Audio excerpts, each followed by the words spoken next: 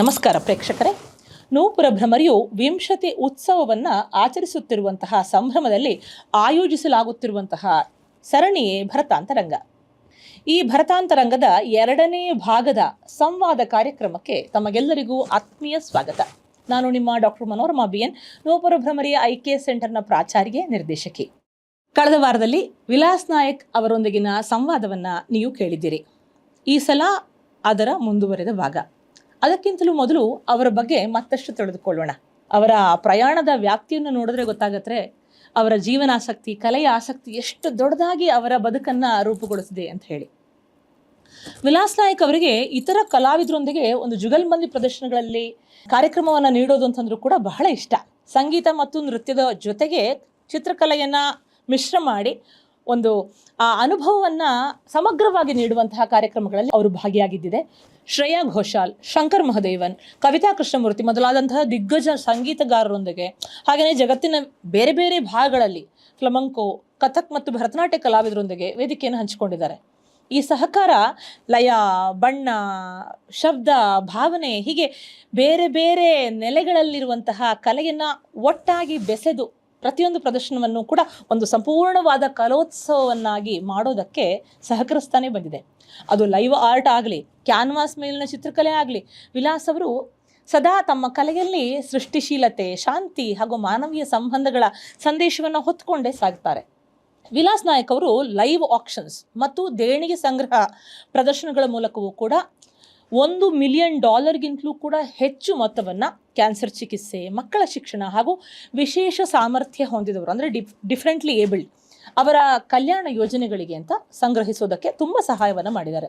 ಅವರು India inclusion summit ಅನ್ನುವಂತಹ ಪ್ರೇರಣಾತ್ಮಕ ವೇದಿಕೆಯಲ್ಲೂ ಕೂಡ ಆಳವಾಗಿ ತೊಡಗಿಸ್ಕೊಂಡಿದ್ದಾರೆ.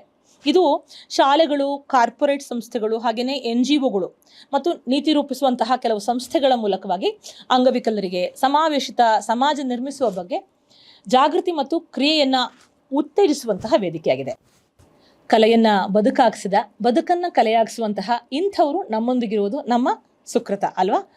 ಅವರ ಕಲೆಯ ವಿಚಾರ, ಧೋರಣೆ, ತತ್ವ, ಪ್ರಯೋಗ ಹಾಗೆಯೇ ಸಾಮರಸ್ಯದ ಮಾತುಗಳಿಗೆ ಮತ್ತೊಮ್ಮೆ ನಾವು ಕಿವಿಯೋಗೋಣ. ಬನ್ನಿ.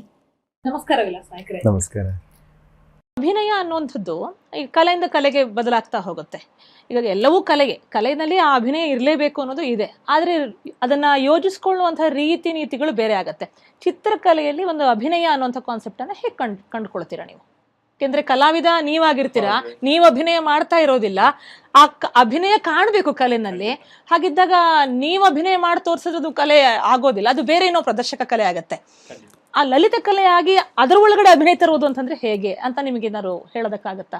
ಖಂಡಿತ. ನನಗೆ ನನ್ನ ಮನೆಯ ಪಕ್ಕ ಒಬ್ರು ಬಹಳ ಸೀನಿಯರ್ ಮ್ಯೂಸಿಷಿಯನ್ ಇದ್ದಾರೆ. ಅವರು MS ಸುಬ್ಬಲಕ್ಷ್ಮಿ ಅವರ ಡೈರೆಕ್ಟ್ ಶಿಷ್ಯ. ಅವರು 90 ವರ್ಷ, ಅವರು ಈಗಲೂ ಪ್ರಾಕ್ಟೀಸ್ ಮಾಡ್ತಾರೆ. ಅವರು ಮೊನ್ನೆ ನನ್ನ ಸ್ಟುಡಿಯೋ ಬಂದು ನಾನೊಂದು ಗಣಪತಿ ಒಬ್ಬ ಚಿಕ್ಕ ಬಾಲಕನಿಗೆ ಆಶೀರ್ವಾದ ಕೊಡೋ ಒಂದು ಪೇಂಟಿಂಗ್ ಮಾಡಿದ್ದೇನೆ. ಅವ್ರು ಬಂದ ಕೂಡಲೇ ನೋಡಿ ನನಗೆ ಹೇಳಿದ್ರು, ಇದರಲ್ಲಿ ಭಾವ ಎಷ್ಟು ಚೆನ್ನಾಗಿ ಮಾಡಿದ್ದೆ ನೀನು, ಆ ಭಾವ ಮುಖದಲ್ಲಿ ಕಾಣ್ತಾ ಇದೆ ಗಣೇಶಂದು ಅಂತ ಹೇಳಿ. ಸೊ ಐ ಥಿಂಕ್ ನಮಗೆ ಜೀವ ತುಂಬಬೇಕಾದ್ರೆ ಒಂದು ಕಲೆಯಲ್ಲಿ ಅದು 2D ಆ್ಯಕ್ಚುಲಿ, ಅದು 3Dನೇ ಅಲ್ವಾ? ಬಟ್ ಸ್ಟಿಲ್ ಅದರಲ್ಲಿ ಒಂದು ವ್ಯಕ್ತಿ ಅಥವಾ ಒಂದು ಕಾನ್ಸೆಪ್ಟ್ ಮಾಡಿದ್ದೇವೆ ಅಂದರೆ ಆ ಇಮೋಷನ್ಸ್ ಕನ್ವೆ ಆಗಬೇಕು. That is the only way the painting can act ಅಲ್ವಾ? ಹೌದು, ಆ ಭಾವ, ಅದು ಆ ಇಮೋಷನ್ಸ್ ಇಲ್ಲದೆ ಹೋದರೆ ನಾವು ಅದನ್ನು ಎಷ್ಟೇ ಚೆನ್ನಾಗಿ ಕಲೆಯನ್ನು ಮಾಡಿದ್ರೂ ಕೂಡ ಅದರಲ್ಲಿ ಒಂದು ಜೀವ ಇಲ್ಲ ಅಂತ ಆಗ್ತದೆ. ಅಂದರೆ ಅದೊಂದು ಜಸ್ಟ್ ಒಂದು ಸ್ಕಿಲ್ಫುಲ್ ಆರ್ಟ್ ಅಷ್ಟೇ. ಬಟ್ ಅದು ಯಾವತ್ತೂ ಅದರಲ್ಲಿ ಜೀವಂತಿಕೆ ಬರಬೇಕು ಅಂತ ಹೇಳಿ ಆದರೆ ಅದು ಮಾತಾಡಬೇಕು. ಒಂದು ತಾಯಿ ಮಗು ಪೇಂಟಿಂಗ್ ಮಾಡಿದ್ದೇನೆ ಅಂತ ಹೇಳಿದ್ರೆ ಆ ತಾಯಿ ಮುಖದಲ್ಲಿ ಆ ತಾಯಿಯ ಮಮತೆಯ ವಾತ್ಸಲ್ಯ ಕಾಣಬೇಕು, ಆ ಮಗು ಮುಖದಲ್ಲಿ ಆ ಇನೋಸೆನ್ಸ್ ಕಾಣಬೇಕು. ಅಥವಾ ಒಂದು ಮಗು ಹೇಗೆ ಇಷ್ಟು ಚಿಕ್ಕದಲ್ಲಿ ನಾಟಿ ಅಥವಾ ಇನ್ನೋಸೆಂಟ್ ಆಗಿ ನೋಡ್ತಾ ಇರುತ್ತೆ, ಅದು ಕಾಣಬೇಕು ಅದರಲ್ಲಿ. ಅದು ಕಂಡಾಗ ಮಾತ್ರ ಐ ಥಿಂಕ್ ಚಿತ್ರಕ್ಕೆ ಒಂದು ಜೀವಂತಿಕೆ ಬರುತ್ತೆ.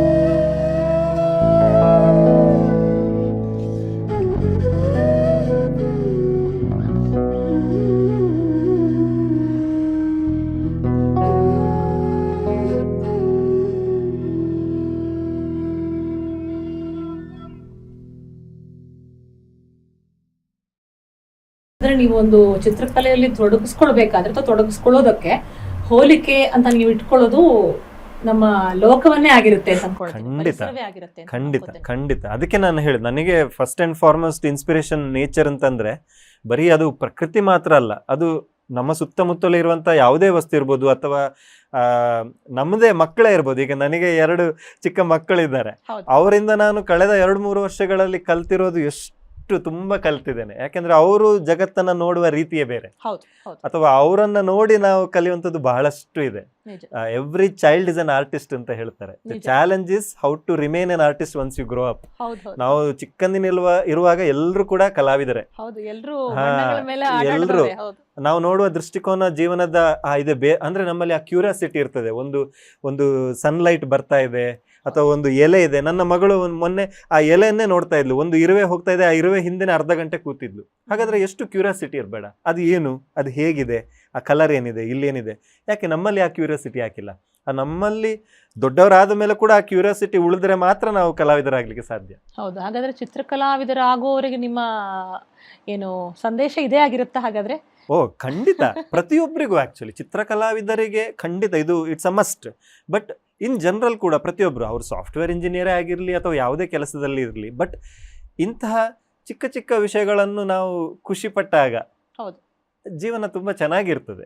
Because life is an art everywhere, art is everywhere actually. ಹೌದು. ಇದಲ್ಲದೆ ಏನನ್ನು ಗಮನಿಸಬಹುದು ಅಥವಾ ಎಲ್ಲಿ ಸೂಕ್ಷ್ಮ ಆಗ್ಬೇಕು ಅವನು?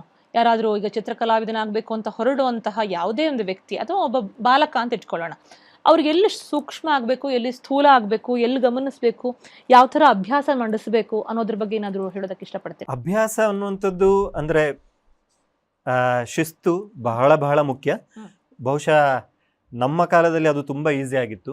ನನಗೆ ನೆನಪಿದೆ, ಉಜಿರೆಯಲ್ಲಿ ನಾನಿದ್ದಾಗ 8-9 ಗಂಟೆ ಆ ಸ್ಥಳದಿಂದ ಏಳದೆ ನಾನು ಪೇಂಟಿಂಗ್ ಮಾಡ್ತಾ ಇದ್ದೆ. ನನಗೆ ಅಮ್ಮ ಬಂದು ಊಟ ಮಾಡು, ತಿಂಡಿ ಮಾಡು ಅಂತ ನೆನಪು ಮಾಡಿ ಊಟ ತಿಂಡಿ ಕೊಡ್ತಾ ಇದ್ದಿದ್ದು ಇದೆ ನನಗೆ.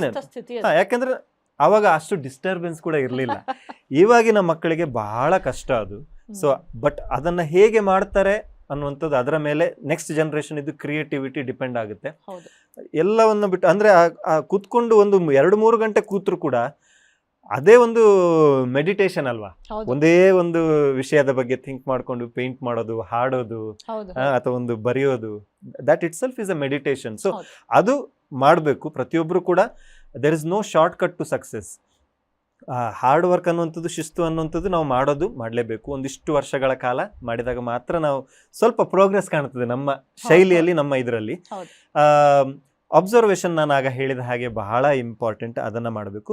ಎಲ್ಲಕ್ಕಿಂತ ನನಗೆ ಸ್ಕಿಲ್ ಕಲ್ತರು ಎಲ್ಲ ಕಲ್ತರು ಅಂತ ಇಟ್ಕೊಳ್ಳಿ, ಇಂಪಾರ್ಟೆಂಟ್ ಅನ್ನುವಂಥದ್ದು ನಮ್ಮತನ ಅನ್ನುವಂಥದ್ದು ಒಂದು ಇರ್ತದೆ. ಅಂದರೆ ಆವಾಗಲೇ ನಮ್ಮ ಶೈಲಿ, ನಮ್ಮ ಒಂದು ಆರ್ಟ್ ಒಂದು ಸ್ಪೆಷಲ್ ಅಂತ ಹೇಳಿ ಕಾಣೋದು ಕೂಡ. ಪ್ರತಿಯೊಬ್ಬ ವ್ಯಕ್ತಿ ಕೂಡ ಸ್ಪೆಷಲ್, ಒಬ್ಬರ ಹಾಗೆ ಇನ್ನೊಬ್ರು ಅನ್ನುವಂಥದ್ದಿಲ್ಲ. ಯಾಕೆ ಒಬ್ಬರ ಹಾಗೆ ಇನ್ನೊಬ್ರು ಲಾಸ್ಟಿಗೆ ನಾವು ಮಾಡ್ಲಿಕ್ಕೆ ಹೋಗ್ತೇವೆ ಅಂದರೆ ಅನುಕರಣೆ. ಮತ್ತೆ ನಮಗೆ ಓಕೆ ಅವ್ರು ಚೆನ್ನಾಗಿ ಮಾಡ್ತಾ ಇದ್ದಾರೆ ಹಾಗೆ ಮಾಡುವ, ಅದು ಒಂದು ಸ್ಟೈಲ್ ಆಫ್ ಆರ್ಟ್ ಅಂತ ಹೇಳಿ. ಆದ್ರೆ ಇದು ನನ್ನ ಜೀವನದ ಅನುಭವಗಳು, ಅದರ ಮೇಲೆ ನಾನು ಪೇಂಟಿಂಗ್ ಮಾಡ್ತೇನೆ ಅಥವಾ ನಾನು ಮಾಡೋದು ಈ ತರ ಅಂತ ಹೇಳಿ ನಾವು ಯಾವಾಗ ನಮ್ಮತನವನ್ನು ಉಳಿಸ್ಕೊಂಡು ಆ ಆರ್ಟ್ ಅಲ್ಲಿ ತೋರಿಸ್ತೇವಲ್ಲ, I think then the art will become next level, ಒಂದು ಗ್ರೇಟ್ನೆಸ್ ಕಡೆಗೆ ಹೋಗುತ್ತೆ ಅಂತ. ನಿಜ. ಈಗಷ್ಟೇ ಹೇಳಿದ್ರೆ ಒಂದು ಧ್ಯಾನ ಅಂತ ಹೇಳಿದ್ರೆ ಧ್ಯಾನಸ್ಥವಾಗಿ 7-8 ಗಂಟೆಗಳ ಕಾಲ ಕೂತ್ಕೊಂಡು ಮಾಡ್ತಾ ಇದ್ರಿ. ಈಗ ನಿಮ್ಮ ರೀತಿ ನೀತಿಗಳು ಸರಿಯಾಗಿ ಅದು ಆಪೋಸಿಟ್ ಅನ್ನೋ ಥರದಲ್ಲಿ ಇರುತ್ತೆ. ಅಂದ್ರೆ ಆ ಧ್ಯಾನ ಬೇರೆ ಥರದಲ್ಲೇ ತೆರೆದುಕೊಳ್ತಾ ಇದೆ, ಲೈವ್ ಆಗಿರುತ್ತೆ. ತಕ್ಷಣ ಒಂದು 2 ನಿಮಿಷದೊಳಗಡೆ ಮಾಡಿ ಮುಗಿಸ್ಬೇಕು. ಇನ್ನೊಂದು ಯಾವುದೋ ಒಂದು ಕಲೆ ಒಟ್ಟಿಗೆ ಇರುತ್ತೆ, ಸಂಗೀತನೋ ಡ್ಯಾನ್ಸು, ಅದರೊಟ್ಟಿಗೆ ನೀವು ಕಾಂಪಿಟೇಟಿವ್ ಆಗಿ ಇಲ್ಲೊಂದು ಮಾಡಬೇಕು. ಈ ಒಂದು ಜರ್ನಿ ಅಥವಾ ಇದರ ಹೊಂದಾಣಿಕೆ, ಇದರ ಸವಾಲು, ಚಾಲೆಂಜಸ್ ಅನ್ನು ಹೇಗೆ ನಿಭಾಯಿಸ್ತೀರಾ? ತುಂಬಾ ಚಾಲೆಂಜ್ ಇದೆ. ನೀವು ಹೇಳಿದ ಹಾಗೆ ಇದು ಟ್ರೆಡಿಷನಲ್ ವೇ ಆಫ್ ಥಿಂಕಿಂಗ್. ಕಲೆ ಒಂದು ಪೇಂಟಿಂಗ್ ಅಂತ ಹೇಳಿದ್ರೆ ಒಂದಿಷ್ಟು ಗಂಟೆಗಳ ಕಾಲ ಸ್ಟುಡಿಯೋದಲ್ಲಿ ಕೂತ್ಕೊಂಡು ಮಾಡುವಂತಹ ಒಂದು ಕಲೆ. ಅದು ಸ್ಲೋ ಅಂಡ್ ಸ್ಟಡಿ ಆಗಿ ಒಂದು ಪೀಸ್ಫುಲ್ ಆಗಿ ಮಾಡುವಂತ ಇದನ್ನ ನಾನು ಸ್ಟೇಜ್ ಮೇಲೆ ಸಡನ್ ಹೋಗಿ ಒಂದು 2-3 ನಿಮಿಷ 5 ನಿಮಿಷದಲ್ಲಿ ಮಾಡುವಂಥದ್ದು ಅಂದ್ರೆ ಕಂಪ್ಲೀಟ್ಲಿ ಅಪೋಸಿಟ್ ನೀವು ಹೇಳಿದ ಹಾಗೆ. ಬಟ್ ಆ 5 ನಿಮಿಷ ಕೂಡ ನಾನು ಸ್ಟೇಜಲ್ಲಿ ಪೇಂಟಿಂಗ್ ಮಾಡುವಾಗ ಎಷ್ಟೋ ಬಾರಿ ನಾನು ಯಾವುದೋ ಒಂದು ಬೇರೆನೇ ಲೋಕಕ್ಕೆ ಹೋಗಿ ಬಂದಿದ್ದು ಇದೆ. ಖಂಡಿತ ಬಹಳಷ್ಟು ಕಡೆ ನನಗೆ ಎಕ್ಸ್ಪೀರಿಯನ್ಸ್ ಆಗಿದೆ. ಪ್ರತಿಯೊಂದು ಬಾರಿನೂ ಆಗುತ್ತೆ ಅಂತ ಕೂಡ ನಾನು ಹೇಳೋದಿಲ್ಲ. ಯಾಕೆಂದ್ರೆ ಡೆಫಿನೆಟ್ಲಿ ಸ್ಟೇಜ್ ಅಲ್ಲಿ ಮಾಡುವಾಗ ಅದರದೇ ಆದಂತ ಡಿಸ್ಟರ್ಬೆನ್ಸ್ ಇರ್ತದೆ. ಕೆಲವೊಮ್ಮೆ ನಮಗೆ ಯಾಕೆ ಆಡಿಯನ್ಸ್ ಚಪ್ಪಾಳೆನೇ ಹೊಡಿತಾ ಇಲ್ಲಲ್ಲ, ಸುಮ್ಮನೆ ಕೂತಿದಾರಲ್ಲ, ಕೆಲವೊಮ್ಮೆ ಯಾಕೆ ಹೊಡಿತಾ ಇದ್ದಾರೆ, ಕೆಲವೊಮ್ಮೆ ಲೈಟ್ ಸರಿ ಇಲ್ಲ, ಕೆಲವೊಮ್ಮೆ ಮ್ಯೂಸಿಕ್ ಜಾಸ್ತಿ, ಈ ತರ ಚಿಕ್ಕ ಪುಟ್ಟ ಟೆಕ್ನಿಕಲ್ ಇಶ್ಯೂಸ್ ಇರ್ತದೆ. ಬಟ್ ಬಹಳಷ್ಟು ಬಾರಿ ನಾನು ನೋಡಿದ್ದೇನೆ, ಇನ್ಕ್ಲೂಡಿಂಗ್ ಆಡಿಯನ್ಸ್, ಇನ್ಕ್ಲೂಡಿಂಗ್ ಎಲ್ಲ ಆರ್ಟಿಸ್ಟ್ಗಳು ಆ ಒಂದು ಬೇರೆನೇ ಲೋಕಕ್ಕೆ ಹೋಗುವಂತ ಸಂದರ್ಭ ಆಗಿದ್ದು ಬಹಳಷ್ಟು ಕಡೆ ಇದೆ. ಎಸ್ಪೆಷಲಿ ನನಗೆ ಈ ಮಕ್ಕಳ ಮುಂದೆ ಪರ್ಫಾರ್ಮ್ ಮಾಡಿದಾಗ ಆಗುವಂತ ಅನುಭವ, ಅಥವಾ ಬಹಳಷ್ಟು ಸಂದರ್ಭದಲ್ಲಿ ಈ ಡಿವೋಷನಲ್ ಟಾಪಿಕ್ಸ್ ಅನ್ನ ನಾವು ತಕೊಂಡು ಯಾವಾಗ ಮಾಡ್ತೇನೆ, ಅದು ನಮ್ಮ ನಂಬಿಕೆಗೆ ಕೂಡ ಡೈರೆಕ್ಟ್ಲಿ ಕನೆಕ್ಟೆಡ್ ಇದೆ. ಅಹಮದಾಬಾದ್ ಅಲ್ಲಿ ಆದ ಒಂದು ಕಾರ್ಯಕ್ರಮದಲ್ಲಿ ನಾನು ಅದು ನವರಾತ್ರಿಯ ಸಂದರ್ಭದಲ್ಲಿ ದೇವಿಯ ಚಿತ್ರ ಮಾಡಿ ಉಲ್ಟಾ ಅದನ್ನ ತಿರುಗಿಸಿ ಇಟ್ಟು ಕಣ್ಣು ಮಾಡಿದಾಗ ಅಲ್ಲಿ ಇದ್ದ ಎಷ್ಟೋ ಜನರಿಗೆ ಕಣ್ಣಲ್ಲಿ ನೀರು ಬಂದಿತ್ತು, ಇನ್ಕ್ಲೂಡಿಂಗ್ ನನಗೆ ಕೂಡ. ಹಾಗಂತ ನಾನು ಬಹಳ ದೊಡ್ಡ ಭಕ್ತ ಅಂತ ನಾನು ಕೂಡ ಹೇಳಲಿಕ್ಕೆ ಹೋಗುದಿಲ್ಲ, ಡೈಲಿ ನಾನು ದೇವಸ್ಥಾನಕ್ಕೆ ಹೋಗ್ತೇನೆ ಕೈ ಮುಗಿತೇನೆ ಅಂತಿಲ್ಲ. ಬಟ್ ಅದು ಒಂದು it was a very spiritual experience. ಆ ಒಂದು ಸಂದರ್ಭದಲ್ಲಿ ನನಗೆ ಒಂಥರ ಹಬ್ಬ ಅಂತ ಆಯ್ತು. ಸೊ ಇದು ನನಗೆ ಏನ್ ಅನ್ನಿಸ್ತದೆ, ಪ್ರಾಕ್ಟೀಸ್ ಅನ್ನುವಂಥದ್ದು ಮುಖ್ಯ. ಬಟ್ ಕೆಲವೊಮ್ಮೆ ಸ್ಟೇಜ್ ಅಲ್ಲಿ ಆ ಒಂದು ಮ್ಯಾಜಿಕ್ ಸಮ್ಟೈಮ್ಸ್ ಹ್ಯಾಪನ್ಸ್. ಅದು ನಮ್ಮ ಎಲ್ಲ ಪ್ರಾಕ್ಟೀಸ್, ನಮ್ಮ ಎಲ್ಲ ಸ್ಕಿಲ್ಗಿಂತ ಒಂದು ನೆಕ್ಸ್ಟ್ ಲೆವೆಲ್. ಅದನ್ನ ನಾವು ಎಕ್ಸ್ಪ್ಲೈನ್ ಮಾಡ್ಲಿಕ್ಕೆ ಸಾಧ್ಯ.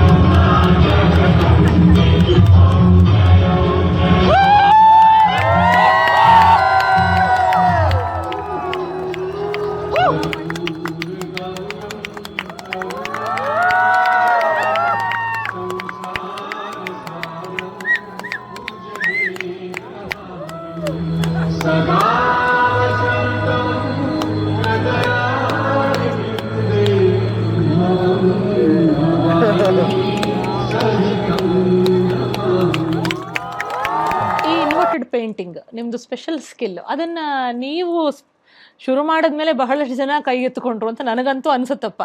ಇದ್ರ ಬಗ್ಗೆ ಒಂದಷ್ಟು ಹೇಳಿ ನಮಗೆ. ಅದು ಒಂದು ಕ್ಯೂರಿಯಾಸಿಟಿ ಇರಲಿ, ಜನರಲ್ಲಿ ಏನು ಮಾಡ್ತಾ ಇದ್ದಾರಪ್ಪ ಅಂತ ಹೇಳಿ ಒಂದು ಕೆಲವೊಂದು ಕ್ಷಣಗಳು ಅನ್ನಿಸ್ಲಿ ಅನ್ನುವ ಕಾರಣಕ್ಕೋಸ್ಕರ ನಾನು ಅದನ್ನು ಶುರು ಮಾಡಿದೆ. ಅಫ್ಕೋರ್ಸ್ ಬಹಳಷ್ಟು ಜನ ಅದನ್ನು ಇಷ್ಟ ಕೂಡ ಪಡ್ತಾರೆ. ಅದರಲ್ಲಿ ಅದರದ್ದೇ ಆದಂತಹ ಚಾಲೆಂಜಸ್ ಇದೆ. ಈಗ ಒಂದು ವ್ಯಕ್ತಿಯ ಪೋರ್ಟ್ರೇಟ್ ಮಾಡಬೇಕು, ಬಟ್ ಉಲ್ಟಾ ಮಾಡಬೇಕು ಅಂತ ಹೇಳಿ ಆದರೆ ಇತ್ತೀಚೆಗೆ ನಾನು ಹಂಪಿ ಚಾರಿಯಟ್ ಅದನ್ನು ಉಲ್ಟಾ ಪೇಂಟಿಂಗ್ ಮಾಡಿದೆ. ಆವಾಗ ಅದರಲ್ಲಿ ಸ್ಟಡಿ ಅದೇ ರೀತಿ ಇರ್ತದೆ.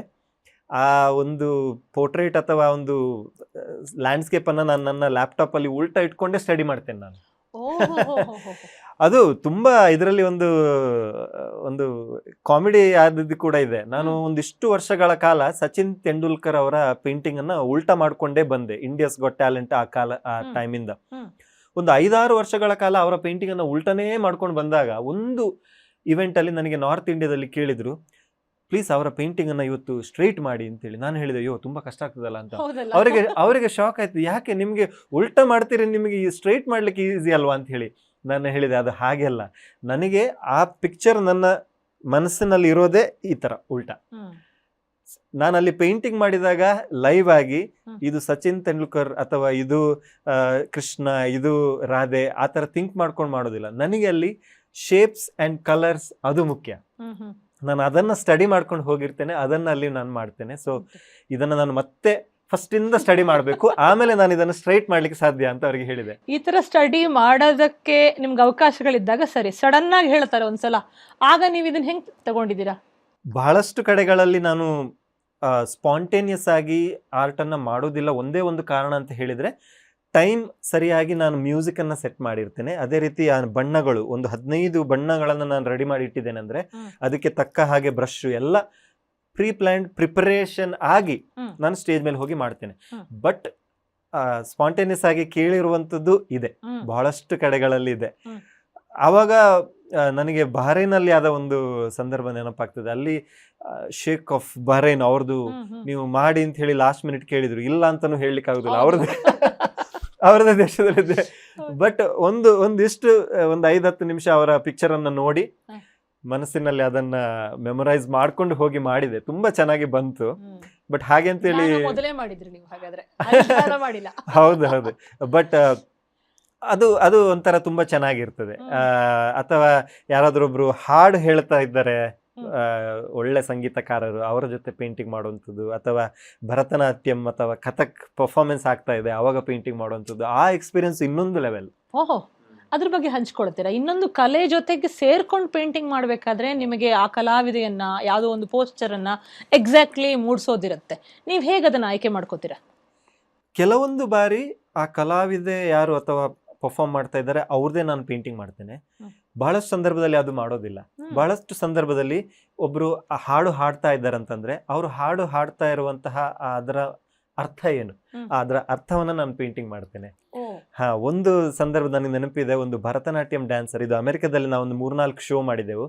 ಅವರು ಹೇಗೆ ಅಂತ ಹೇಳಿದ್ರೆ, ಬಿಫೋರ್ ಅಂಡ್ ಆಫ್ಟರ್, ಒಂದು ಮನುಷ್ಯ ಹೇಗೆ ಕಟ್ಟುಪಾಡುಗಳಿಗೆ ಬಿದ್ದು ನರಳಾಡ್ತಾ ಇರ್ತಾನೆ ಅನ್ನುವಂಥದ್ದು ಒಂದು ಫಸ್ಟ್ ಹಾಫಲ್ಲಿ ತೋರಿಸಿದ್ರೆ, ಸೆಕೆಂಡ್ ಹಾಫಲ್ಲಿ ಅದನ್ನ ಮೀರಿ ಲಿಬರೇಷನ್ ಅಂತ ಹೇಳಿ, ಫ್ರೀಡಮ್, ಅವನ ಸಾಧ್ಯತೆಗಳನ್ನ ಕಂಡುಕೊಂಡು ಅವನು ಹೇಗೆ ಮುಂದೆ ಹೋಗ್ತಾನೆ, ಇದು ಎರಡನ್ನ ಕೂಡ ಬಿಫೋರ್ ಅಂಡ್ ಆಫ್ಟರ್ ಅನ್ನ ಕ್ಯಾನ್ವಸ್ ಅಲ್ಲಿ ತೋರಿಸಿದ್ದು. ತುಂಬಾ one of my most memorable performance. ಯಾಕೆಂತ ಹೇಳಿದ್ರೆ, ಜನರಿಗೆ, ವೀಕ್ಷಕರಿಗೆ ಅಲ್ಲಿ ಆ ಡ್ಯಾನ್ಸ್ ನಲ್ಲಿ ಅದರ ಮೀನಿಂಗ್ ಬರ್ತಾ ಇದೆ, ಸೇಮ್ ಟೈಮ್ ಕ್ಯಾನ್ವಸ್ ಅಲ್ಲಿ ಬರ್ತಾ ಇದೆ. ಫಸ್ಟ್ ಹಾಫ್ ನೋಡಿದ್ರೆ ಕ್ಯಾನ್ವಸ್ ಒಂಥರ ಕಾಣ್ತಾ ಇದೆ, ಕೊನೆಗೆ ನೋಡಿದ್ರೆ ಅದರ ಅರ್ಥವೇ ಬೇರೆ ಆಯ್ತು. ಒಂದೇ ಕ್ಯಾನ್ವಸ್, ಬೇರೆ ಕ್ಯಾನ್ವಸ್ ಕೂಡ ಅಲ್ಲ. ಸೊ ಇಂತಹ ಒಂದು ಮ್ಯೂಸಿಕ್ ಡ್ಯಾನ್ಸ್ ಆರ್ಟ್ ಜುಗಲ್ಬಂದಿ ಅಂತ ನಾವು ಮಾಡಿದಾಗ ಬಹುಶಃ ಇದಕ್ಕೆ ಉಜಿರೆ ಕಾಲೇಜು ಪ್ರೇರಣೆ ಆಗಿರ್ಬೋದೇನೋ. ನಾವೆಷ್ಟೋ ಸಲ ಸೇರ್ಕೊಂಡಿದ್ದೇವೆ. ಖಂಡಿತ ನಾನು ಅದನ್ನ ಫಸ್ಟ್ ಟೈಮ್ ಟ್ರೈ ಮಾಡಿದ್ದೆ ನಮ್ಮ ಕಾಲೇಜಿನಲ್ಲಿ. ನೀವು ಕೂಡ ಅದೇ ಸ್ಟೇಜ್ ನಲ್ಲಿ ಇದ್ರಿ. ಹೌದು, ನಾನು ಡ್ಯಾನ್ಸ್ ಮಾಡ್ತಾ ಇದ್ದೆ ಎಷ್ಟೋ ಸಲ. ಹೌದು ತುಂಬಾ ಒಂದು ಪಿಕ್ಚರ್ ಕೂಡ ನನ್ನಲ್ಲಿ ಇದೆ, ಸಿದ್ಧವನ ಗುರುಕುಲದಲ್ಲಿ ಮಾಡಿದಂತದ್ದು. ನೀವು ಅಲ್ಲಿ ಐ ಥಿಂಕ್ ಭರತನಾಟ್ಯ, ಇದು ನೀವು ಡ್ಯಾನ್ಸ್ ಮಾಡ್ತಾ ಇದ್ರಿ, ನಾನು ಇಲ್ಲಿ ಪೇಂಟಿಂಗ್ ಮಾಡ್ತಾ ಇದ್ದೆ. ಹೌದು, ಫಿಶರೀಸ್ ಕಾಲೇಜ್ಗಳಲ್ಲಿ, ಬೇರೆ ಬೇರೆ ತರದ ಕಾಲೇಜ್ಗಳಲ್ಲಿ ಆರ್ಟ್ ಫೆಸ್ಟಿವಲ್ಗೆ ಹೋದಾಗ ಒಂದು ಒಳ್ಳೆ ಕಾಂಬಿನೇಷನ್ ಆಗಿತ್ತು ಅನ್ನೋದು ನಂಗೆ ಎವರ್ ಮೆಮೊರೇಬಲ್ ಥಿಂಗ್ ಇದು. ಸಾಮಾನ್ಯವಾಗಿ ಕಲೆ ಅಂತಂದ್ರೆ ಅದೇ ನಾವೆಲ್ಲರೂ ಕಂಡುಕೊಂಡ ಹಾಗೇನೆ ಒಂದು ಮನೋರಂಜನಾ ಮಾಧ್ಯಮ. ಮನೋರಂಜನೆ ಮುಖ್ಯ. Entertainment is a core idea. ಅದೇ ಎಲಿಮೆಂಟ್. ಅದನ್ನ ಬಿಟ್ಟ ಹಾಗೆ ಉಳಿದಿದ್ದೆಲ್ಲ ಬರೋದೆಲ್ಲವೂ ಕೂಡ ಆಡ್ ಆನ್ ಅಷ್ಟೇ. ಅದು ಈ ಥರ ಯಾವುದೇ ಕಲೆ ಆದರೂ ಕೂಡ ರಂಜನೆಗಿಂತ ಬೇರೆ ಥರದಲ್ಲಿ ಹೋಗಬಹುದು ಅನ್ನೋದನ್ನ ನೀವು ನಿಮ್ಮ ಒಂದು ಕಲಾಭಿವ್ಯಕ್ತಿಯಲ್ಲೂ ತೋರಿಸ್ಕೊಟ್ಟಿದ್ದೀರಾ. ಅದರ ಅನುಭವ ಹೇಳ್ಬೋದಾ ಹೇಗೆ ಅಂತ ಹೇಳಿ? ಇದ್ರ ಮೂಲಕವಾಗಿ ಏನನ್ನು ಸಾಧಿಸ್ಬೋದು, ಯಾವುದು ಒಳ್ಳೇದು, ಹೇಗೆ?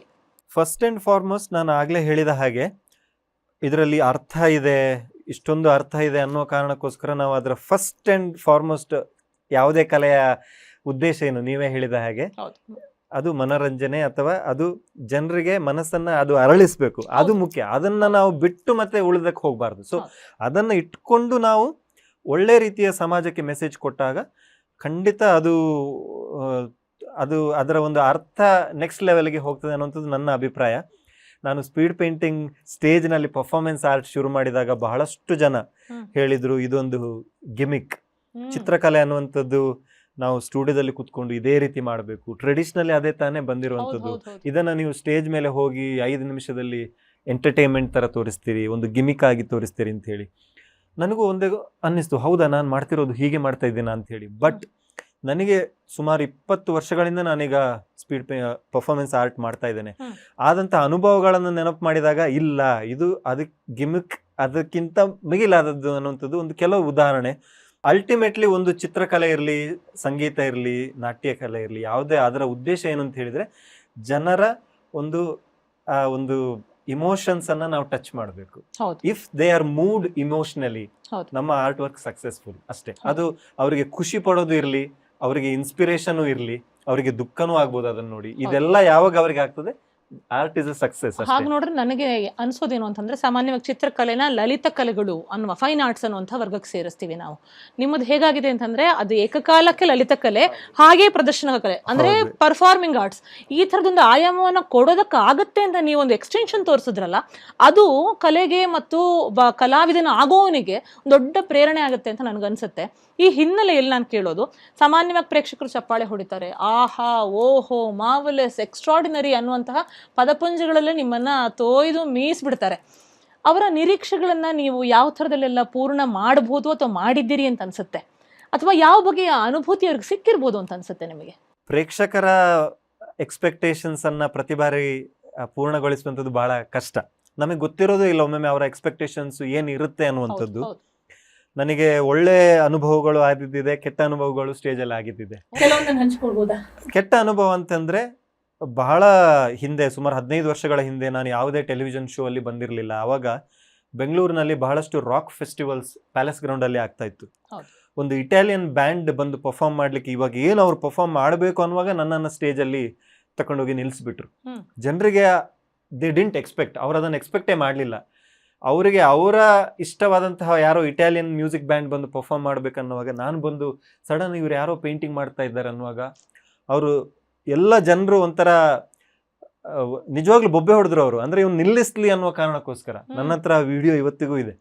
ನನಗೆ ಪೇಂಟಿಂಗ್ ನಾನು ಪರ್ಫಾರ್ಮ್ ಮಾಡ್ತಾ ಇದ್ದೇನೆ, ನನಗೆ ಮನಸ್ಸಲ್ಲಿ ನಾನು ಪರ್ಫಾರ್ಮ್ ಮಾಡ್ಲಾ ನಿಲ್ಲಿಸ್ಲಾ ಅನ್ನುವಂಥ ಒಂದು ಆದರೂ ಕಂಟಿನ್ಯೂ ಮಾಡ್ಕೊಂಡು ಹೋದ ಕೂಡಲೇ 3 ನಿಮಿಷ ಆದ ಕೂಡಲೇ ಎಲ್ಲರೂ ಸೈಲೆಂಟ್ ಆದ್ರು. ಬೊಬ್ಬೆ ಹೊಡಿತಿದ್ದಂತ ಆಡಿಯನ್ಸ್ ತಣ್ಣಗೆ ಆಗ್ಬಿಟ್ರು. 3-4 ನಿಮಿಷದಲ್ಲಿ ಪೇಂಟಿಂಗ್ ಅನ್ನ ಟರ್ನ್ ಮಾಡಿದೆ. ನಾನು ಮಾಡಿದ ಅವತ್ತು ಪೇಂಟಿಂಗ್ ಜಿಮ್ಮಿ ಹೆಂಡ್ರಿಕ್ಸ್ ಅಂತ ಹೇಳಿ, ಅವರೊಬ್ರು one of the greatest rock musicians. ಆ ಆಡಿಯನ್ಸ್ಗೆ ಅವರೆಲ್ಲ ಒಂಥರ ದೇವ್ರು. ನಾನು ಟರ್ನ್ ಮಾಡಿದ ಕೂಡಲೇ ಯಾವ ಆಡಿಯನ್ಸ್ ಫಸ್ಟ್ಗೆ ನನಗೆ ಒಂಥರ ತೆಗಳ್ತಾ ಇದ್ರು, ಆಮೇಲೆ ಸೈಲೆಂಟ್ ಆದ್ರು, ಅವರೆಲ್ಲರೂ ಓ ಅಂತ ಹೇಳಿ ಕ್ಲಾಪ್. ವಿಡಿಯೋ ಇವತ್ತಿಗಿದೆ. ಅದು ನನಗೆ ನೋಡಿದಾಗ ಒಮ್ಮೊಮ್ಮೆ ಒಂದು life journey of an artist 4 ನಿಮಿಷದಲ್ಲಿ ನನ್ನ ಕಣ್ಣು ಮುಂದೆ ಬಂದ ಹೋಗಿ. ಫಸ್ಟ್ಗೆ ಹೇಗೆ ಜನ ತೆಗಳ್ತಾರೆ ಅಥವಾ ಮತ್ತೆ ಸುಮ್ಮನೆ ಇರ್ತಾರೆ, ಅಥವಾ ಚೆನ್ನಾಗಿ ಮಾಡಿದ್ಮೇಲೆ ಓ ಹೌದಂತ ಕ್ಲಾಪ್ ಹೊಡಿತಾರೆ. ನಿಜವಾಗ್ಲೂ ಒಂದು ಮೋಸ್ಟ್ ಅಮೇಝಿಂಗ್ ಎಕ್ಸ್ಪೀರಿಯನ್ಸ್. ಈ ತರ ಬೇರೆ ಬೇರೆ ಇಮೋಷನ್ಸ್ ಅನ್ನ ಸ್ಟೇಜ್ ಮೇಲೆ ಟಚ್ ಮಾಡಿದ್ದು ಇದೆ. ಎಷ್ಟೋ ಸಂದರ್ಭದಲ್ಲಿ ಆಡಿಯನ್ಸ್ 2-3 ಸಾವಿರ ಜನ ಕೂಡ ಹತ್ತಿದ್ದು ಇದೆ. ಸಂದೀಪ್ ಉನ್ನಿಕೃಷ್ಣನ್ ಅವರು ಹುತಾತ್ಮರಾಗಿ ಅವರ ನೆನಪಿನ ಒಂದು ಕಾರ್ಯಕ್ರಮ ಆದಾಗ ನಾನು ಪೇಂಟಿಂಗ್ ಮಾಡಿದಾಗ ಅವರ ತಾಯಿ ಆ ಪೇಂಟಿಂಗ್ ಆದ ಕೂಡಲೇ ಸ್ಟೇಜಿಗೆ ಬಂದು ನನ್ನ ಅಪ್ಕೊಂಡು ಅವರು ಹತ್ರು, ನಾನು ಅತ್ತೆ ನೋಡ್ತೇನೆ, ಒಂದು 2,000 ಜನ ಎಲ್ಲರೂ ಕಣ್ಣಲ್ಲಿ ನೀರು ಹೋಗುತ್ತೆ. ಆ ಥರ ಆಗಿದ್ದು ಇದೆ. ಅಥವಾ ಎಷ್ಟೋ ನಾನು ಚಿಕ್ಕ ಮಕ್ಕಳಿಗೆ ಪರ್ಫಾರ್ಮ್ ಮಾಡೋದು ನನಗೆ ತುಂಬ ಇಷ್ಟ. ಅವರಿಗೆ ಹೋಗಿ ನನ್ನ ಸ್ಟೋರಿ ನಾನು ಶೇರ್ ಮಾಡ್ತೇನೆ. ನಾನು ಈ ಥರ ಒಂದು ಚಿಕ್ಕ ಗ್ರಾಮದಿಂದ ಬಂದವನು, ನಾನು ಇವತ್ತು ಇಷ್ಟೆಲ್ಲ ದೇಶಗಳಿಗೆ ಸುತ್ತಾಡಿ ಮಾಡ್ತಾ ಇದ್ದೇನೆ ಅಂತಂದ್ರೆ ನಿಮ್ಮಲ್ಲೂ ಇದು ಸಾಧ್ಯ ಇದೆ ಅಂತ ಹೇಳಿ ಅವರು ಇನ್ಸ್ಪೈರ್ ಆಗ್ತಾರೆ. ಇನ್ಸ್ಪೈರ್ ಆಗಿ ನನಗೆ ಇತ್ತೀಚೆಗೆ ಒಬ್ರು ಮೆಸೇಜ್ ಮಾಡಿದ್ರು, ಸರ್ ನೀವು ನಮ್ಮ ಸ್ಕೂಲ್ ಬಂದು ಪರ್ಫಾರ್ಮ್ ಮಾಡಿದ್ರಿ, ನಿಮ್ಮ ಸ್ಟೋರಿ ಶೇರ್ ಮಾಡಿದ್ರಿ, ನನಗೂ ಅನ್ನಿಸ್ತು ಹೌದು ನಾನು ಮಾಡ್ಬೋದಲ್ಲ ಅಂತ ಹೇಳಿ. ನಾನು ಫುಟ್ಬಾಲ್ ತುಂಬಾ ಇಷ್ಟ ಆಯ್ತು, ನಾನು ಇವತ್ತು ಯುರೋಪಿಯನ್ ಒಂದು ಫುಟ್ಬಾಲ್ ಲೀಗ್ ಅಲ್ಲಿ ನಾನು ಪ್ಲೇ ಮಾಡ್ತಾ ಇದ್ದೇನೆ ಅಂತ ಹೇಳಿ ನನಗೂ ಒಮ್ಮೆ ತುಂಬಾ ವಾವ್ ಅಂತ ಅನ್ನಿಸ್ತು, ಹೌದಲ್ವಾ ಅಂತ ಹೇಳಿ. ಸೊ ಈ ತರ if art can inspire people, ಅಥವಾ ಅವರಿಗೊಂದು ಮೋಟಿವೇಶನ್ ಸಿಗುತ್ತೆ, ಅಥವಾ ಅವರಿಗೆ ಖುಷಿ ಆಗುತ್ತೆ, ಅಥವಾ ಅವರಿಗೆ ಒಂದು ಅವರಲ್ಲಿರೋ ವಿಧ ವಿಧವಾದ ಒಂದು ಭಾವನೆಗಳನ್ನ ಅದು ಹೊರಗಡೆ ಹಾಕ್ಲಿಕ್ಕೆ ಆಗ್ತದೆ ಅಂದ್ರೆ ಐ ಆಮ್ ಹ್ಯಾಪಿ, ನನಗೆ ಖುಷಿ ಅದು. ನೀವು ಕಲಾವಿದನಾಗಿ ಏರಿರೋ ಎತ್ತರ ಎಲ್ಲರೂ ಆಸೆ ಪಡುವಷ್ಟು ಎತ್ತರಕ್ಕೆ ಏರಿದ್ದೀರಿ. ಅದು ಒಂದು ಗ್ರಾಮದಿಂದ, ಉಜಿರೆಯಿಂದ ಬಂದು ಒಂದು ಪಟ್ಟಣದಲ್ಲಿ ಬೆಳೆದು ದೇಶ ವಿದೇಶಗಳನ್ನೆಲ್ಲ ನೋಡಿ ಎಂತೆಂಥ ಮಹಾನ್ ಕಲಾವಿದರ ಎದುರುಗಡೆ, ವ್ಯಕ್ತಿಗಳ ಎದುರುಗಡೆ ನೀವು ಪರ್ಫಾರ್ಮ್ ಮಾಡಿದ್ದೀರಾ. ಇದು ಎಷ್ಟೋ ಜನರ ಕನಸು ಆಗಿರುತ್ತೆ. ಅಂತಹ ಕನಸನ್ನು ಈಡೇರಿಸ್ಕೊಳ್ಬೇಕು ಅಂತಂದರೆ ಅಂಥವರಿಗೆ ನೀವೇನನ್ನು ಹೇಳೋದಕ್ಕೆ ಇಷ್ಟಪಡ್ತೀರಾ? ಬಹಳ ದೊಡ್ಡ ಕನಸು ಎಲ್ಲರಲ್ಲೂ ಇರುತ್ತೆ, ಆದರೆ ಆಗಲೇ ಹೇಳಿದ ಹಾಗೆ ಅದಕ್ಕೆ ನಾವು ಮಾಡಬೇಕಾದಂತಹ ಸಾಧನೆ ಅದು ಮುಖ್ಯ. ಅಂದರೆ ಇವಾಗ ಬಹಳಷ್ಟು ಜನರಿಗೆ ಹೊರಗಡೆಯಿಂದ ಏನು ಕಾಣುತ್ತೆ ಅಂತಂದರೆ, ವಿಲಾಸ್ ನಾಯಕ್ ಯಾವುದೆಲ್ಲ ಸ್ಟೇಜಲ್ಲಿ ಪರ್ಫಾರ್ಮ್ ಮಾಡಿದ್ದಾರೆ, ಅಮೆರಿಕದಲ್ಲಿ ಮಾಡಿದ್ದಾರೆ, ಅಲ್ಲಿ ಮಾಡಿದ್ದಾರೆ, 38 ದೇಶ ಹೋಗಿದ್ದಾರೆ ಅಂತ ಹೇಳಿ. ಬಟ್ ಮನೆಯಲ್ಲಿ ಕೂತ್ಕೊಂಡು 10 ಗಂಟೆ ಪೇಂಟಿಂಗ್ ಮಾಡಿದ್ದು ನನಗೆ ಮಾತ್ರ ಗೊತ್ತು, ನನ್ನ ಫ್ಯಾಮಿಲಿಗೆ ಮಾತ್ರ ಗೊತ್ತು, ಅಥವಾ ನಾವು ಪಟ್ಟಿರುವಂಥ ಕಷ್ಟ ನಮಗೆ ಮಾತ್ರ ಗೊತ್ತು. ಸೊ ಬಟ್ ಅದು ಆ 10 ಗಂಟೆ ನಾನು ಪೇಂಟಿಂಗ್ ಮಾಡಿದ್ದಿದೆಯಲ್ಲ, ಅದು ಹಾರ್ಡ್ ವರ್ಕ್ ಅಲ್ಲ, ಅಥವಾ ಅದು ಕಷ್ಟ ಅಲ್ಲ, ಆ ಪ್ರೊಸೆಸನ್ನು ನಾನು ಎಂಜಾಯ್ ಮಾಡಿದ್ದೇನೆ. ಅದು ಸಾಧನೆ ಅನ್ನುವಂಥದ್ದು ಲಾಸ್ಟ್ಗೆ ಅಲ್ಲಿ ಹೋದ್ರು ಅದು ಸಾಧನೆ, ಅದು ಮಾತ್ರ ಸಾಧನೆ ಅಲ್ಲ, ಅದು ಹೊರಗಿನವರಿಗೆ ಸಾಧನೆ ಇರ್ಬೋದು. ಸಾಧನೆ ಅನ್ನುವಂಥದ್ದು ಕಲಾವಿದನಿಗೆ ಎಲ್ಲರಿಗೂ ಕೂಡ ಪ್ರತಿನಿತ್ಯ ನಾವು ಮಾಡುವಂತಹ ಒಂದು ನಾವು ಅದೇನು ಹೇಳ್ತೇವೆ ಅದಕ್ಕೆ ಪ್ರಾಕ್ಟೀಸ್, ಅದಕ್ಕೆ ಅಭ್ಯಾಸ, ಅದೇ ಒಂದು ಖುಷಿ ನಮಗೆ. ಪೇಂಟಿಂಗ್ ಮಾಡುವಾಗ ನನ್ನ ಸ್ಟುಡಿಯೋದಲ್ಲಿ ನನಗೆ ಆ ಒಂದೊಂದು ಪೇಂಟ್ ಸ್ಟ್ರೋಕ್ ಬಂದಾಗ ನನಗೆ ಅಲ್ಲಿ ಸರ್ಪ್ರೈಸ್ ಆಗಿ, ಓ ವಾವ್ ಚೆನ್ನಾಗಿ ಬಂತಲ್ಲ, ಇನ್ನು ಈ ಥರ ಮಾಡಿಕೊಂಡು ಅಲ್ಲಿ ಆ ಕ್ಯೂರಿಯಾಸಿಟಿ, ಅಲ್ಲಿ ಒಂದು ನನಗೆ ಸಿಗುವಂತಹ ಒಂದು ಎಕ್ಸ್ಪೀರಿಯನ್ಸ್, ಅದು ಮುಖ್ಯ. ನಾವು ಎಷ್ಟು ಅಭ್ಯಾಸ ಮಾಡ್ತೀವಿ ಅಷ್ಟು ಸಿದ್ಧಿ ನಮಗೆ ಒಲಿಯುತ್ತೆ ಅಂತ ಆಯ್ತು. ಅದರ ಮೇಲೆ ಕಾನ್ಸಂಟ್ರೇಷನ್ ಮಾಡಿದ್ರೆ ಸಾಧನೆ ಅನ್ನುವಂಥದ್ದು ಇಟ್ಸ್ ಅ ಬೈ ಪ್ರಾಡಕ್ಟ್ ಅಂತ ನನಗೆ ಅನ್ನಿಸ್ತದೆ. ನಾವು ಸಾಧನೆ ಮಾಡಲೇಬೇಕು ಅಂತ ಹೇಳಿ ಬೆನ್ನತ್ತಿ ಹೋದ್ರೆ ಬಹಳಷ್ಟು ಕಡೆಗಳಲ್ಲಿ ಡಿಸಪಾಯಿಂಟ್ಮೆಂಟ್ ಕೂಡ ಆಗ್ತದೆ. ಅಥವಾ ನನಗೆ ಇದು ನಾನು ಹೇಳ್ತಿರುವಂಥದ್ದು ಸತ್ಯ, ದಿನನಿತ್ಯ ನನಗೆ ಬರುವಂಥ ಮೆಸೇಜ್ಗಳು ಸೋಷಿಯಲ್ ಮೀಡಿಯಾದಲ್ಲಿ, ಸರ್ ನಾನು ತುಂಬ ಚೆನ್ನಾಗಿ ಆರ್ಟ್ ಮಾಡ್ತೇನೆ ಸರ್, ನಾನು ತುಂಬ ಚೆನ್ನಾಗಿ ಹಾಡ್ತೇನೆ, ಬಟ್ ನನ್ನ ವೀಡಿಯೋಸ್ಗಳಿಗೆ ಬರೀ 100 ಲೈಕ್ ಬರ್ತದೆ ಸರ್, 50 ಲೈಕ್ ಬರ್ತದೆ. ಇದು ಸತ್ಯ, ಇವತ್ತಿನ ಸತ್ಯ, ಇದು ಇವತ್ತಿನ ರಿಯಾಲಿಟಿ. ಯಾಕೆಂದರೆ everything is on social media. ಎಲ್ಲರೂ ಕಂಪೇರ್ ಮಾಡೋದು, 1 ಲಕ್ಷ ವ್ಯೂ ಬಂದರೆ ಅಥವಾ 1 ಮಿಲಿಯನ್ ಬಂದರೆ ಮಾತ್ರ ಅದು ಗ್ರೇಟ್ ಆರ್ಟ್. ಬರೀ ಒಂದು ಯಾರಿಗೋ 1,000 ಫಾಲೋವರ್ ಇದ್ದಾರೆ ಅಂದ್ರೆ ಅವರು ಗ್ರೇಟ್ ಅಲ್ಲ, ಸಾಧ್ಯವೇ ಇಲ್ಲ.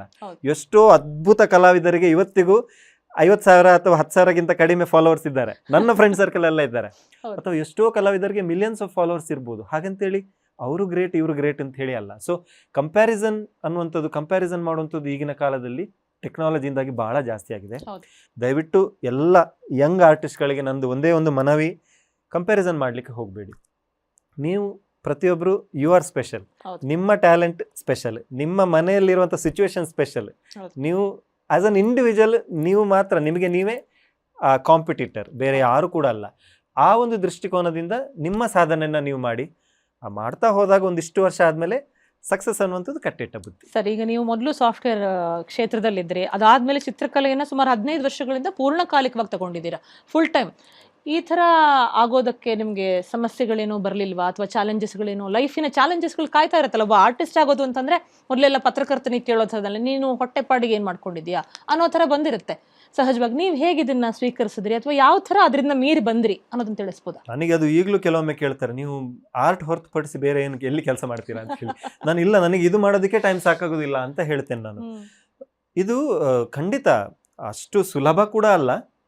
ಇದೇ ಕಾರಣಕ್ಕೋಸ್ಕರ ನಾನು ಕಾಲೇಜ್ ಮುಗ್ದ ಕೂಡಲೇ ನನಗಿದ್ದಂತಹ ಒಂದೇ ಒಂದು ಆಸಕ್ತಿ ಏನಂದರೆ ನಾನು ಫುಲ್ ಟೈಮ್ ಆರ್ಟಿಸ್ಟ್ ಆಗಬೇಕು ಅಂತ ಹೇಳಿ. ಬಟ್ ಮನೆಯಲ್ಲಿದ್ದಂಥ ಸಿಚುವೇಶನ್ ಸುಲಭ ಇರಲಿಲ್ಲ. ನಾನು ದುಡಿಬೇಕು, ಮನೆಯನ್ನು ನೋಡ್ಕೊಳ್ಬೇಕು, ಅದಕ್ಕೊಂದಿಷ್ಟು ಹಣ ಬೇಕು. ಸೊ ಆ ಕಾರಣಕ್ಕೋಸ್ಕರ ನಾನು ಬೆಂಗಳೂರಲ್ಲಿ ಬಹಳ ದೊಡ್ಡ MNCಯಲ್ಲಿ HR ಆಗಿ ಕೆಲಸ ಕೂಡ ಮಾಡ್ತಾ ಇದ್ದೆ.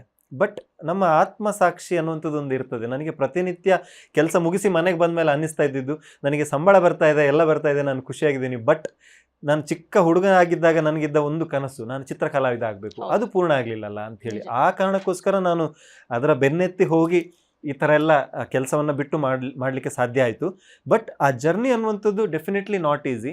ಪ್ರತಿಯೊಬ್ಬರಿಗೆ ಕೂಡ ಕೆಲಸವನ್ನು ಬಿಟ್ಟು ಇದನ್ನು ಪೂರ್ಣ ಪ್ರಮಾಣದಲ್ಲಿ ಮಾಡುವಂಥದ್ದು ಸಾಧ್ಯ ಆಗ್ತದೆ ಅಂತ ಕೂಡ ನಾನು ಹೇಳಲಿಕ್ಕೆ ಹೋಗೋದಿಲ್ಲ.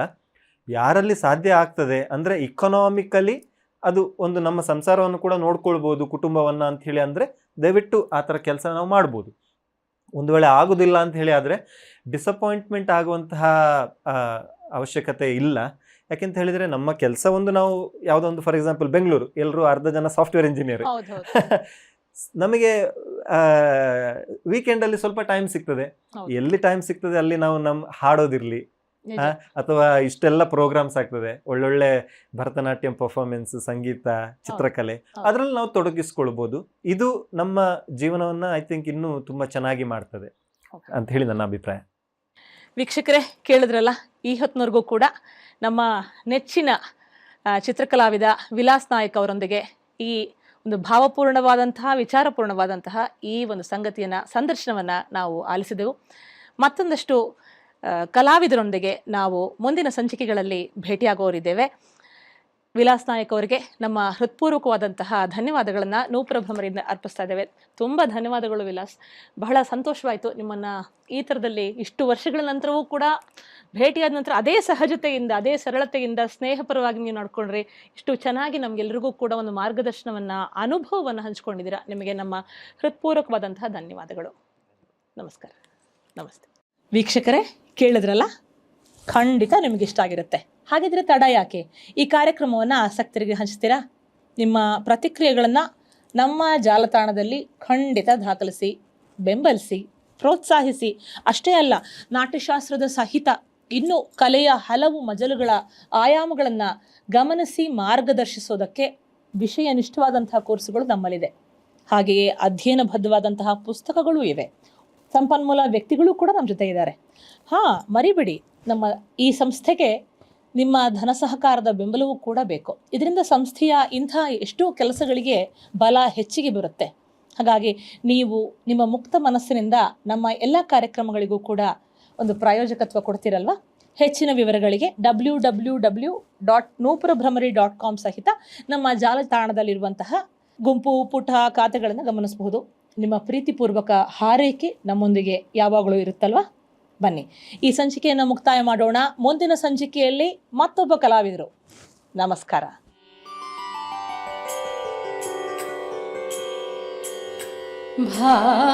ಭಾವಾನುಭಾವ ವಿಭವ ಪ್ರತಿಭಾತರಂಗಂ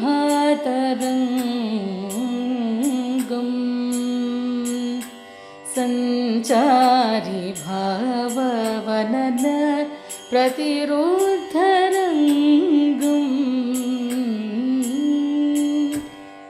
ಉದ್ಬೋಧಯೋಗ್ಯರಸರದ್ಧಿವಿಧೋ ಸದಂಗಂ ಭೋ